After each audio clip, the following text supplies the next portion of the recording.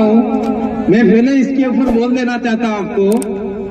शायद अप्रैल में ना, ये हमारा एक्सीडेंट कब हुआ था? आज से 4 महीने पहले हमारा एक्सीडेंट हुआ था। और यहाँ के पास में जगदीश पांडोर, जिनका मृत्यु हो गई थी, जगदीश पांडोर की आप सब जानते होंगे। और मैं 6 दिन तक कोमा में था और 1 महीने बाद में वापिस घर आया हूँ। और इसलिए चश्मे पहने आँख अभी भी ठीक नहीं हुई है, इसलिए मैं माफी चाहता हूँ। चश्मे पहनकर ही बोल पाऊंगा। बहुत बहुत धन्यवाद। क्या सोचा था आदिवासी यात्रा में निकालेंगे, ऐसा गलत। ये देख लो, आदिवासी यात्रा भी निकाल सकते हैं, आदिवासी सरकार भी गिरा सकते हैं और आदिवासी आपको तोड़ भी सकते हैं। ये ताकत हमारे में है, ये ताकत आप में है। इसे तालियां बजाने से काम हो जाएगा क्या? एम ताली बजाड़ी दिया आपने तो पड़े रोटला हाल दे हो आपने कोई रोटला ने। इसलिए मेरे भाइयों मैं कहना चाहता हूं, आप लोग, हम लोग, पूरे भारत के 15 करोड़ आदिवासी भी इकट्ठा हो जाएंगे तो केंद्र सरकार वाले लोग हमारे अधिकार नहीं देंगे। क्यों नहीं देंगे? ये राजू भाई ने आपको बताया अभी, ये आपके 47 सांसद घेंगे, घूंगे, बहरे, कांडू नेता भेजे हैं, जिसकी वजह से हमारा काम नहीं होता होता। खबर पड़ जी तुम्हें? मैं इसलिए गाली दे रहा हूँ कि वो लोग हमारा काम नहीं कर रहे हैं। जिस दिन ये गालियां हम लोग दे रहे हैं, वैसी गालियां वोट लेने के लिए आपके घर पे नेता आ जाएगा, आपने उसको गालियां देना चालू कर दिया, भाग यहाँ से, तेरे को कोई वोट नहीं मिलेगा। जब तक हमारे आदिवासियों का काम नहीं करेगा तब तक वोट नहीं मिलेगा। ये काम आपने चालू कर दिया तो निश्चित रूप से चाहे कोई भी नेता हो, आपके काम संविधान विधानसभा में हो सकते हैं। 27 विधानसभा सीट है इस गुजरात की, 27 विधानसभा सीटों में से कौन सा आदिवासी आपके लिए बोल रहा है होता मुझे? नए अभी जीते हैं। हो सकता है मैं किसी पार्टी का या व्यक्ति का प्रचार नहीं कर रहा हूँ, लेकिन बीच में हमारे बीच में ये चेतर भाई बैठे हैं, थोड़ा सा अंदर विश्वास कर सकते हैं। हो सकता है 5 साल के अंदर यही भाई बोले। इनको बोलना चाहिए, पार्टी जाए कोई दिक्कत नहीं है, पार्टी आपको मैंडेट नहीं देगी, ये समाज मैंडेट देगा और आपको विधानसभा में जाएगा। बोलना पड़ेगा, हम कह रहे हैं बोलना पड़ेगा।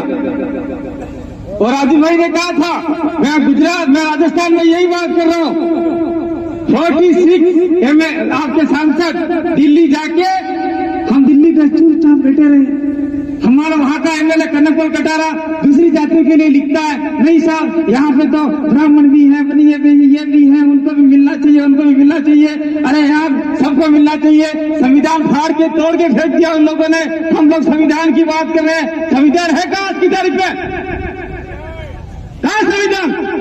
फालतू बकवास बना रखा है, कोई संविधान नहीं है। मैं तो ये मानता हूँ संविधान में अमेंडमेंट कर करके संविधान को बिगाड़ दिया है।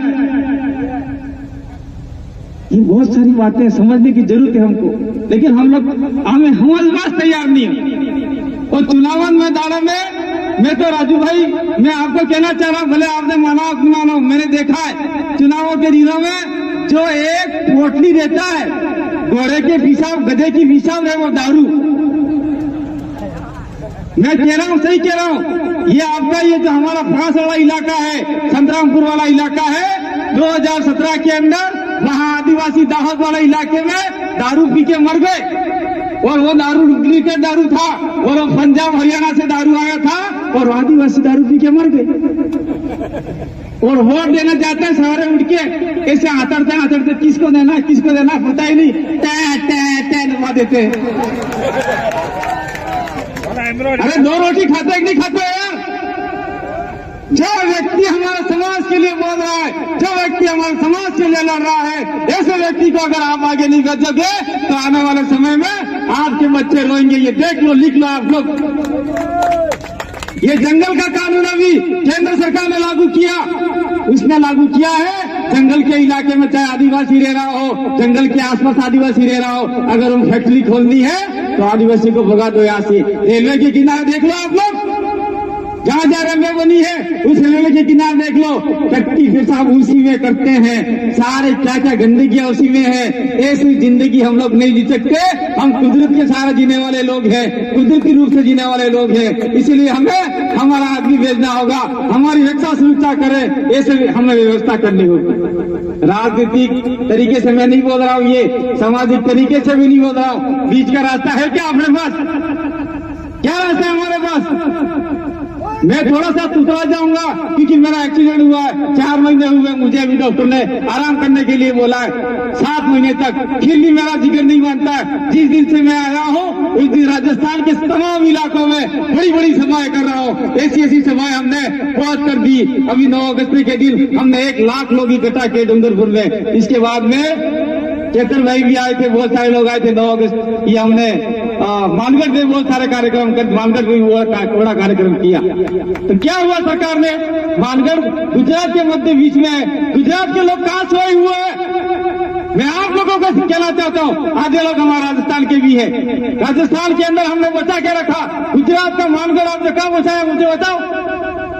मानगढ़ के अंदर सारा धार्मिक देव देवरे लोग भगवान बिठा दिए। कहाँ गए आपके फुरके जो भील मारे गए, वो कहाँ है आज की तारीख में? अरे यार कहीं तो सुनो, थोड़ा सा सुनो।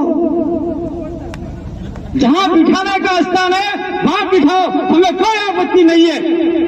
मानगढ़ के ऊपर कोई हमारा भील मर गया, उसका सिरा रोपने के लिए तैयार नहीं है, उसका कोई समाधि बनाने के लिए तैयार नहीं है, लेकिन वहां विभिन्न प्रकार के 12, 13, 14, 15 हाथ वाले के फोटो लगा दिए, मूर्तियां लगा दी। क्या है ये? भगवान के विरोध नहीं है हम लोग, लेकिन भगवान का जहाँ स्थान है वहाँ लगाओ, जहाँ हमारा आदिवासी का स्थान है उसको मत छेड़ो। ये आप लोगों को तय करना होगा, कोई हमारा आदिवासी समाज बच पाएगा। देखो मैं कह रहा हूँ, सही बात तो सबको कड़वी लगती है, कड़वी लगेगी आपको। जो अभी हमारे एक भाई ने बोला था संस्कृति के बारे में, आदिवासी संस्कृति आप लोग जैसे जैसे छोड़ते जाओगे, आने वाले समय में आप लोग गैर आदिवासी बनते जाओगे, और गैर आदिवासी बनते जाओगे तो आपके जल जंगल जमीन और आपके जितने भी अधिकार हैं वो स्वतः ही खत्म हो जाएंगे। फिर तंबूरे बजाते रहना, फिर घंटे मलते रहना, फिर छाती कूटते रहना, मैं आदिवासी था। कोई देने वाला नहीं है। देखिए हम छोटी सी उम्र में भी हमको पता चल गया, मैं डबल एमए हूँ, पीजीडी से बीए आदमी हूँ, मैं चाहता था नौकरी कर सकता था, मेरी बीवी और बच्चों को आराम से खिला सकता था। आज जो हालत में हूँ वो हालत मेरी नहीं हो सकती थी, मैं आराम से रह सकता था, लेकिन मेरे सीने में आग जली कि मैं नौकरी लग जाऊंगा, लेकिन मेरा समाज दुखी है, उसको कौन सुख देगा। इसलिए हम लोग निकल पड़े हैं झंडे लेकर आपको जगाने के लिए। जब तक आप नहीं जगोगे तो आपके बच्चों के लिए कौन लड़ेगा? इसलिए मेरे भाइयों, ये जो रैली निकाली, उस रैली निकालने वाले तमाम 16-17 सदस्यों को मैं राजस्थान बिल प्रदेश की ओर से बहुत बहुत आभार व्यक्त करता हूं। और ये रैली आज फैली नहीं है, अब ये शुरुआत हो चुकी है। अभी तो 6 राज्यों में रैली निकाली है, 10 राज्य ऐसे हैं जहां 5वीं अनुसूची वाले इलाके हैं, बाकी के नॉर्थ ईस्ट वाले इलाके हैं। हम लोग ठान लेंगे तो हम लोग आने वाले समय में पूरे भारत के 15 करोड़ आदिवासियों को एक करने का यहाँ से हम लोग प्रण लेके जाएंगे। और मैं कहना चाहता हूँ कि जो दड़वाव पाल चितरिया का इलाका है, इस इलाके में जो 1200 आदिवासी एक कुएं में दफना दिए गए, अधमरे, आज की तारीख में अधमरे को कोई दफनाता कितना दुख होता है। ये इतिहास है, ये इतिहास आप सभी को लिखना होगा, हम सबको लिखना होगा, और इसको विश्व में फैलाना होगा कि भील आदिवासी इस इलाके में 1200 आदिवासी अधमरे कुएं में डाल दिए गए और कुआं उड़ दिया गया। ये बात कौन बताएगा? हमारे बूढ़े बुजुर्ग जिनकी उम्र 60 साल हो गई है, 50 80 साल हो गई है, उनसे जाके हम लोगों को जानकारी लेनी होगी। और दूसरे मेरे भाई ने बताया कि हम लोग दड़वा में 2 अक्टूबर को और कार्यक्रम करेंगे, लेकिन मेरा एक और सुझाव है आप लोगों से। ये हम लोग बिल प्रदेश का जो नाम लेते हैं, जो हमारे पुरखे मानगढ़ में शहीद हुए 1913 के अंदर, तो हम दड़वा में भी कार्यक्रम करना चाहिए, मानगढ़ के ऊपर भी कार्यक्रम करना चाहिए, वो सिरोही वाले इलाके में भी कार्यक्रम करना चाहिए, और ये अपना चेतन भाई के इलाके में जहाँ पटेल का स्टेचू बनाया है वहाँ पर भी कार्यक्रम करना चाहिए, ताकि आदिवासियों का एक भी प्रदेश का जो इलाका है जहाँ जहाँ आदिवासियों को सताया गया है, जहाँ जहाँ आदिवासी को जमीनें लूटी गई है, वहाँ पर हमको कार्यक्रम करने चाहिए। अब कहने का तो बहुत सारा है मेरे भाइयों, लेकिन बहुत सारे पीछे वक्ता है। मैं राजस्थान से आया हूँ, राजस्थान कोई दूर नहीं है, यहाँ हमारे रिश्ते होते हैं आमने सामने। और दूसरा, मैं ज्यादा राजनीतिक बात नहीं करूंगा, लेकिन एक बात तो अंतिम ठप के ही जाऊंगा। राजू भाई ने क्या कहा, सांस्कृतिक शुद्धिकरण, सांस्कृतिक वैचारिक, तो हम लोग आदिवासी परिवार के नाम से यही काम कर रहे हैं। वैचारिकीकरण, सांस्कृतिक शुद्धिकरण, संगठन विहीन, धर्म विहीन, ये सारी बातें कर रहे हैं। लेकिन देश भर में आज की तारीख में दो ही बड़ी समस्या है। राजू भाई ने एक तो बता दिया राजनीतिक समस्या, मैं दूसरी समस्या बता रहा हूँ, देख लीजिए आप लोग। दूसरी समस्या क्या है? धार्मिक समस्या। धार्मिक समस्या यहाँ के कुछ लोगों को ईसाई बनाया जा रहा है, यहाँ के कुछ लोगों को वनवासी के नाम से हिंदू बनाया जा रहा है, यहाँ के कुछ लोगों को मुसलमान बनाया जा रहा है, उधर देखो बुद्धिस्ट बनाया जा रहा है। आदिवासियों को हर कोई धर्म अपनी ओर खींचना चाहता है, क्योंकि आदिवासियों का अपने आप में अलग धर्म है। ये आप, मैं नहीं कह रहा हूँ, सुप्रीम कोर्ट के जजमेंट पढ़ लीजिए, बाकी सारी किताबें पढ़ लीजिए। हमारे राजस्थान की कक्षा 8 की किताब लाके आप लोग पढ़ सकते हैं, उसमें साफ लिखा हुआ है कि आदिवासियों का हिंदू, ईसाई, मुस्लिम, बुद्धिस्ट और इन सभी धर्मों से अपनी अलग धर्म है, अलग परंपरा है, अलग संस्कृति है। ये अक्सर अपने देवी देवताओं के अलग होते हैं, उनसे अपने देव देवरे अलग होते हैं। पीपल अपनी आत्माओं, मृत आत्माओं की पूजा करते हैं, अपने घर में माता वालों का आलजा रखते हैं। सीरावासी आपके इलाके क्या कहते हैं, उनकी पूजा करते हैं, ये कहा गया है। इसलिए अगर हम लोग धर्म से भी बाहर आ गए, राजनीति से भी बाहर आ गए, आदिवासियों का अपना धर्म कलम अलग मांग लिया और आदिवासियों के लिए राजनीति खड़ी कर दी, तो निश्चित रूप से हम लोग दिल्ली के ऊपर भी कब्जा कर सकते हैं और 10 राज्यों के मुख्यमंत्री भी हम लोग बना सकते हैं। ये पावर हमारे पास में है, पावर लेना पड़ेगा। ये मैं ज्यादा नहीं बोलना चाहता था, लेकिन बोल दिया। और जिस दिन आप लोग गुजरात के 27 में से 20 सीटें भी आप लोग लेके आ गए, तो गुजरात का मुख्यमंत्री किसको बनाना है? बीजेपी बात हमारे मोरे अभी लंगड़े पड़े, ए बिल भाई हेड़ो, ए बिल भाई हेड़ो। कांग्रेस वालों भी समाज मोरे अभी लंगड़े पड़े, ए भाई हेड़ो, ए भाई हेड़ो। आपको क्या बनाना है, क्या बनना है? ये ताकत आप में हम लोग पैदा करना चाहते हैं, इसीलिए हम लोग आपके बीच में आए।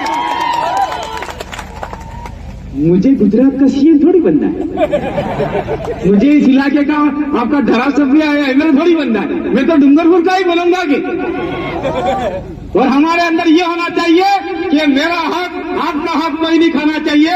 आपके इलाके का आदमी है वही लड़े, दूसरे इलाके का आदमी आपके इलाके में लड़ना चाहिए। ये अगर आपने तय कर लिया तो निश्चित रूप से आपका काम हो सकता है। और मेरी अंतिम ये की बात है, ये इस मॉनिटरिंग हम लोग भी कहना चाहते हैं, 2 स्थानों को जिम्मेदारी हम लेते, मानगढ़ की और लिलुड़ी बल्ली की। गुजरात वाले 2 स्थानों की जिम्मेदारी ले लो, एक बाल दड़वाब की और एक लोग कौन सा स्टेचू बनाया हो केतन भाई, केवड़िया वाला। केवड़िया में हमारे आदिवासी भाइयों की बहुत सारी जमीनें चीनी गई है, वहां पे होकर 4 स्तंभ अपने बना दिए, चारों में हमने कार्यक्रम चालू किए। तो ये कांग्रेस बीजेपी वाले लींबू लेने लग जाएंगे, लफाक लफाक लफाक लफाक।